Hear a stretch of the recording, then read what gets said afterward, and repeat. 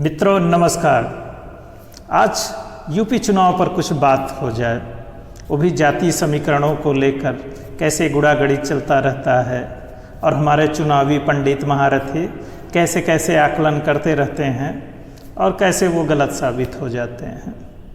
चुनाव विश्लेषण करने वाले विश्लेषकों और चुनावी महारथियों यानी पंडितों को, मतलब जो चुनाव के विशेषज्ञ होते हैं और फील्ड में जा जाकर चुनाव में किस तरफ किसका पलड़ा भारी पड़ रहा है, इसका आकलन करने वालों के लिए एक छोटा सा सुझाव है कि जब जनता के बीच में आप जाते हैं तो आप इस बात का ज़रूर ध्यान रखिए कि किस जातीय समूह से आप बात कर रहे हैं, किस धार्मिक समूह से आप बात कर रहे हैं।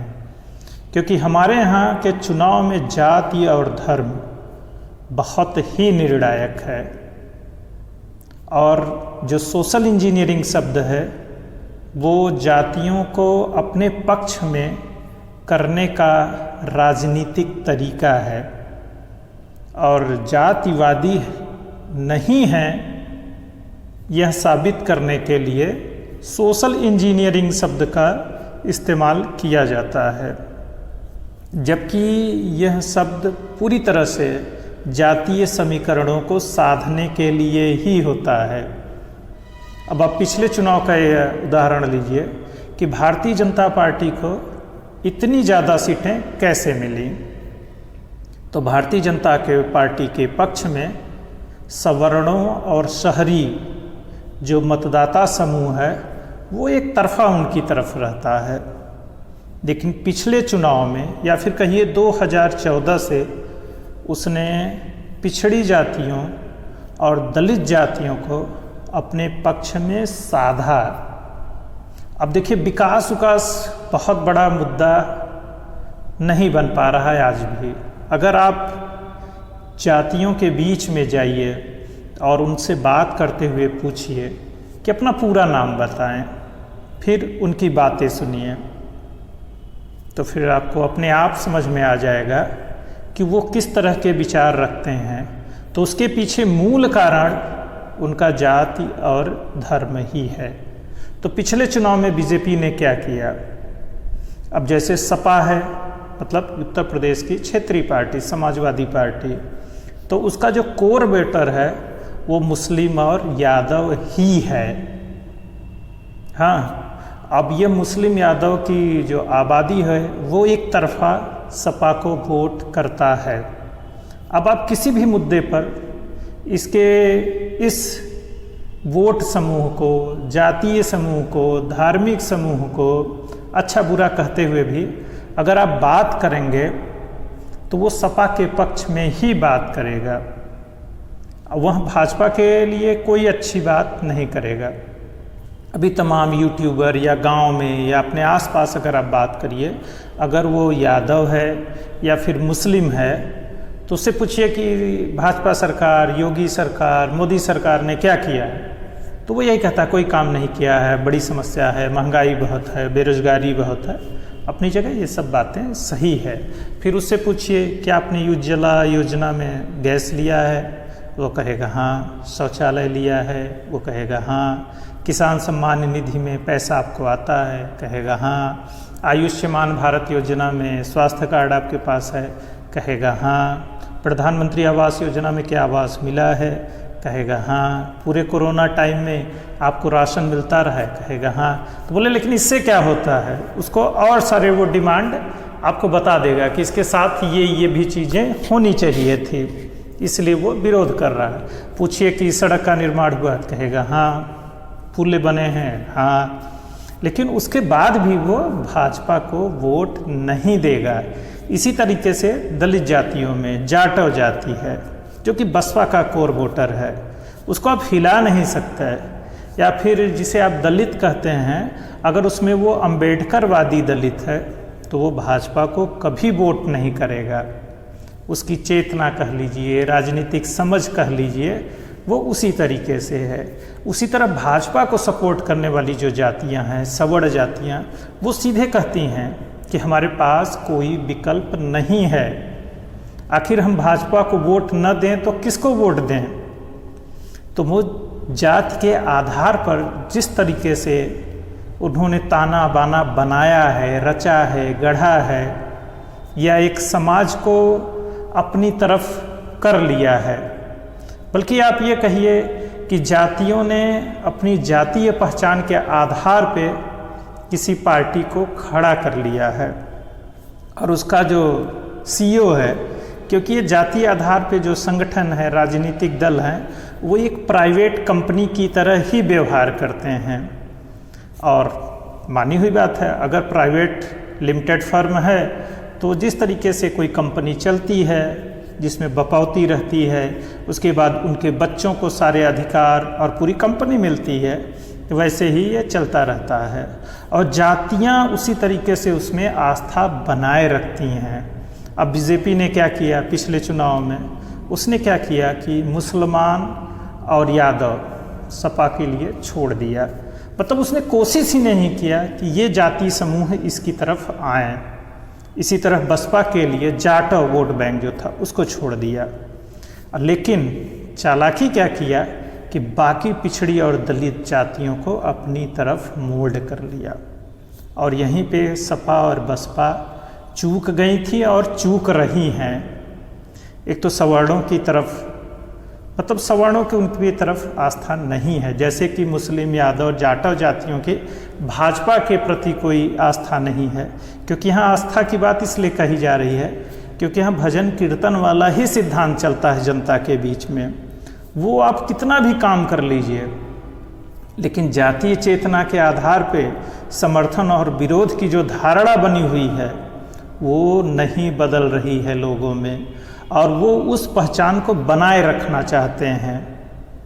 ऐसे में आप कोई भी काम कर लीजिए, कोई भी विकास मॉडल दीजिए, लेकिन चुनाव के समय अगर आप जाति नहीं साध पाते हैं तो आपका चुनाव नहीं निकलेगा।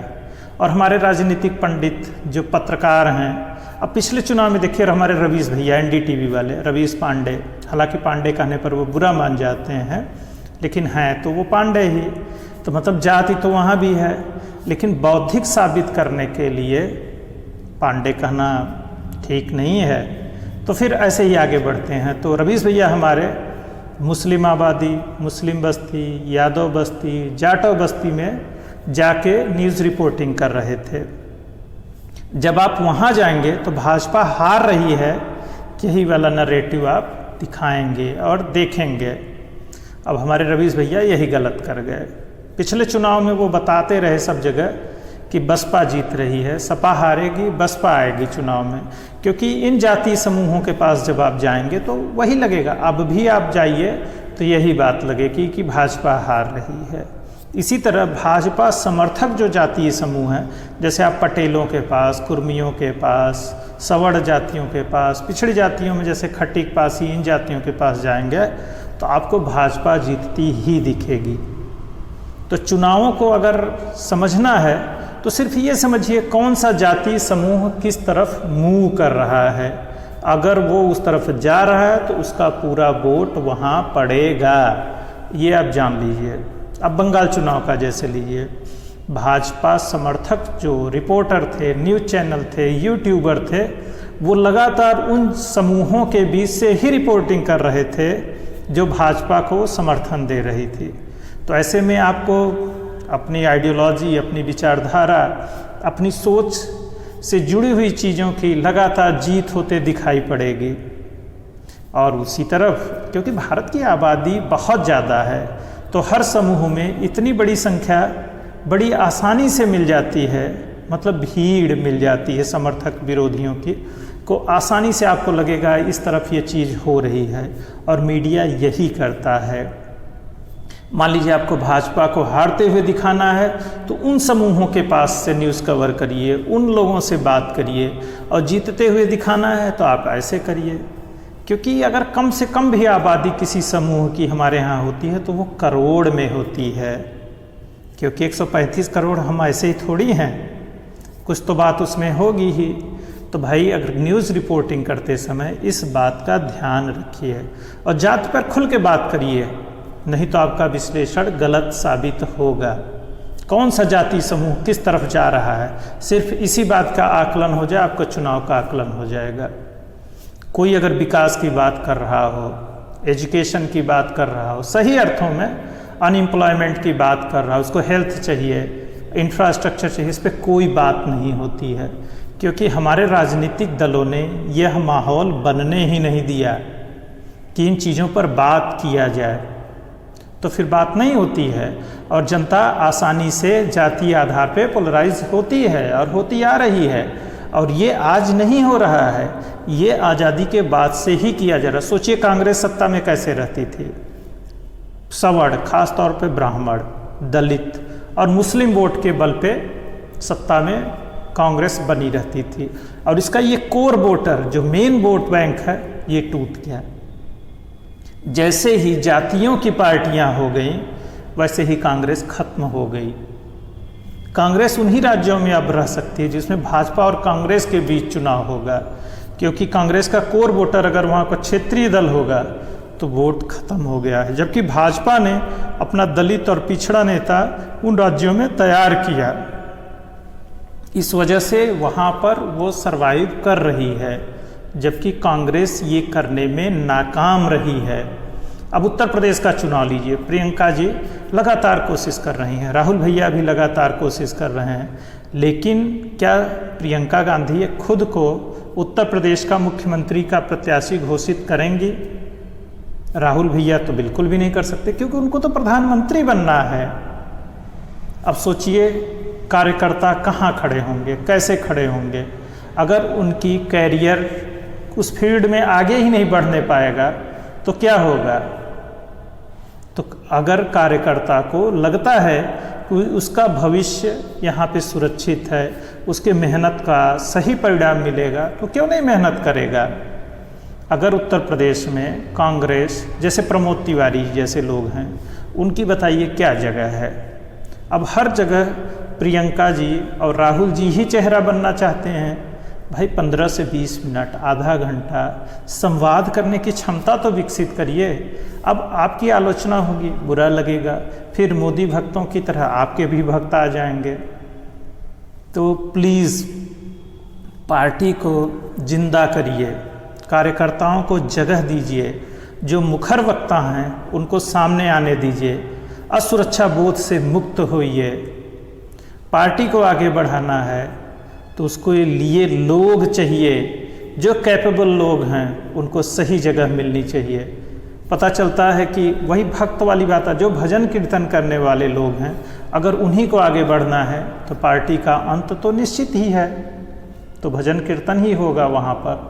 और जाति सच्चाई है, अगर इस जातीय व्यवस्था को तोड़ना है तो राजनीतिक दलों को ही आगे आना होगा, क्योंकि काम करना कठिन काम है। और जातीय आधार पर अगर वोट मिल रहा है तो कोई पार्टी क्यों मेहनत करेगी? इसलिए वो मेहनत नहीं करते हैं। अब बिहार चुनाव का एग्जाम्पल लीजिए, वोट कैसे पड़ा है? क्या कि कोई काबिलियत दे के वोट मिला है कि फला नेता अच्छा है? नहीं, बिल्कुल नहीं है। पूरा जातीय समीकरणों का ही खेल था कि टिकट कैसे दिया गया, फिर वहाँ पे जातीय धार्मिक का सुरक्षा कैसे जगाया गया। किसी एक पार्टी की बात मत करिए, सब वही काम किया है। सब ने अपनी सत्ता हासिल करने के लिए एक ही तरह का पोलराइजेशन पॉलिटिक्स किया है। आपको सही लगता है, आपको गलत लगता है, तो ये आपकी अपनी समस्या है, लेकिन अगर निष्पक्षता से आप आकलन करिए तो सेम पॉलिटिक्स हो रही है। अब देखिए, जैसे दिल्ली के हमारे केजरीवाल भैया हैं, मनीष सिसोदिया हैं, लगा था कि राजनीति में ऐसे लोगों को आना चाहिए और वो पूरे भारत को बताएंगे कि राजनीति कैसे की जाती है, शासन और सत्ता कैसे चलाई जाती है।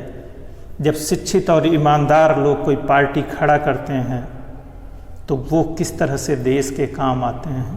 पर क्या कहा जाए, हमारे अरविंद भैया पहले कांग्रेस बने और अब पूरी तरह से बीजेपी बन गए हैं, और वो सारे हथकंडे अपना रहे हैं जो बाकी राजनीतिक दल अपनाते हैं सत्ता में बने रहने के लिए। तो तो फिर क्या उम्मीद किया जाए। मतलब जिन्हें आईना बनना था वो चेहरा बन गए।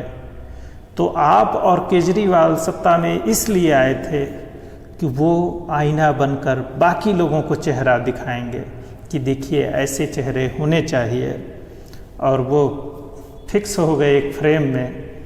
क्योंकि सत्ता की जो मजबूरी है और सत्ता से जो ताकत आती है, फिर उसका जो नशा होता है, लगातार सत्ता में बने रहने का जो सुख और वैभव है, वो भला कौन छोड़ सकता है।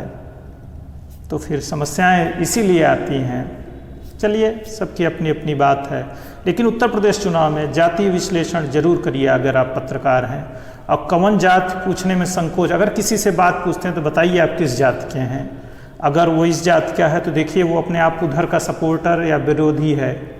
अगर कोई सवर्ण जात का व्यक्ति भाजपा के विरोध में बोल रहा है तो उसके लक्ष्य बड़े होंगे, वो किसी और पार्टी का बड़ा नेता बनना चाह रहा होगा, बड़ा बुद्धिजीवी होगा, उसके लक्ष्य ज़्यादा बड़े होंगे। और फिर जातियों ने डिसाइड कर रखा है कि वो किस पार्टी की जाति है और जातियों की कौन सी पार्टी है, ये सच है। तो इसका आकलन करिए, मूल्यांकन करिए और समझिए, और लड़िए झगड़िए मत। अच्छा, एक मज़ेदार देखिए, ट्रेंड देख लीजिए सोशल नेटवर्क पे। मोदी को गाली देने वाले, समर्थन करने वाले, या किसी न्यूज़ चैनल का जो पोर्टल होता है या कुछ उन्होंने पोस्ट किया हो, उसके नीचे के कमेंट पढ़िए। उनके कमेंट्स में फिर जो लोग कमेंट्स कर रहे हैं उनकी जाति और धर्म को देखिए।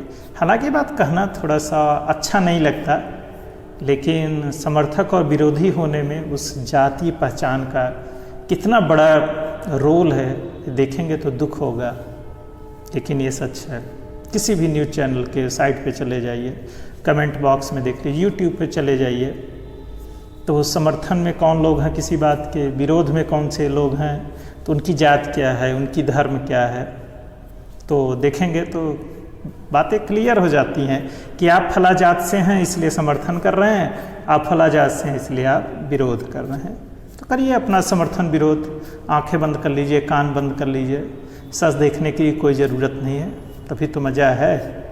मन करे तो मेरे नीचे भी आइए, कमेंट बॉक्स में कुछ बढ़िया गालियाँ दीजिए, लेकिन कमेंट करिए।